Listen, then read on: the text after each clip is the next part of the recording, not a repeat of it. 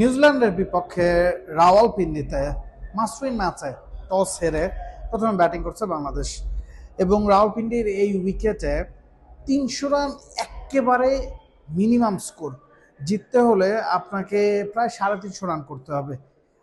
এর আগে ২০২৩ সালে এই মাঠে যে দুটো ম্যাচ হয়েছিল, পাকিস্তান নিউজিল্যান্ড খেলেছিল, সেখানে পাকিস্তান নিউজিল্যান্ডের বিপক্ষে ৩৩৭ ও ২৮৯ রান হেসে খেলে চেস করেছে।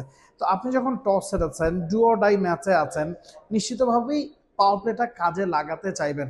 বাংলাদেশ পাওয়ার প্লে কতটুকু কাজে লাগাতে পারলো? বাংলাদেশ ১০ ওভারে ৫৮ রান তুলেছে ১ উইকেটে, মানে রান রেটটা প্রায় ৬। আপনি একটা উইকেট হারিয়েছেন তানজিদ তামিমের, হয়তো আপনি খুশি হতে পারেন।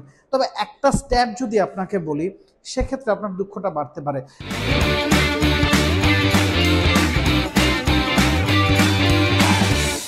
বাংলাদেশ পাওয়ার প্লের ৬০ বলের মধ্যে ৪০টাই ডট বল খেলেছে। প্রথম ওভারে ৪টা ডট বল ছিল, সেকেন্ড ওভারেও সমান ৪টা ডট বল। পরের ২ ওভারে, তৃতীয় ও চতুর্থ ওভারে বাংলাদেশ ৫টা করে ১০টা ডট বল খেলেছে। পঞ্চম ওভারে গিয়ে ডট বলের সংখ্যা কমে এসেছে ৩-এ। ষষ্ঠ ওভারে আবার ৬ বলের ৬টাই ডট বল। তো সব মিলিয়ে প্রথম ১০ ওভারে বাংলাদেশ ৬০ বলের মধ্যে ৪০টাই খেলেছে ডট বল। হ্যাঁ, প্রথম ১০ ওভারে আপনি ৯টা বাউন্ডারি আদায় করতে পেরেছেন। তানজিদ তামিম একটা ৪-এর সাথে ২টা ৬ হাঁকিয়েছেন। নাজমুল হোসেন শান্ত ৪টা ৪ মেরেছেন। মেহেদী হাসান মিরাজও নেমেই একটা ৪ একটা ৬ হাঁকিয়েছেন। তবে ওই ডট বলের পার্সেন্টেজটা কিন্তু আশঙ্কাজনক। প্রায় ৬৬% বলই বাংলাদেশ ডট খেলেছে। স্ট্রাইক রোটেশনের বিষয়টা ওয়ানডে ক্রিকেটে খুব বেশি গুরুত্বপূর্ণ, অন্তত এই ধরনের প্ল্যাসিড উইকেটে, যেখানে রান আপনাকে করতেই হবে, যেখানে বোলারদের জন্য খুব বেশি সুযোগ সুবিধা নাই, পেসাররা সুইং পাচ্ছেন না, বলও খুব বেশি টার্ন করছে না স্পিনারদের।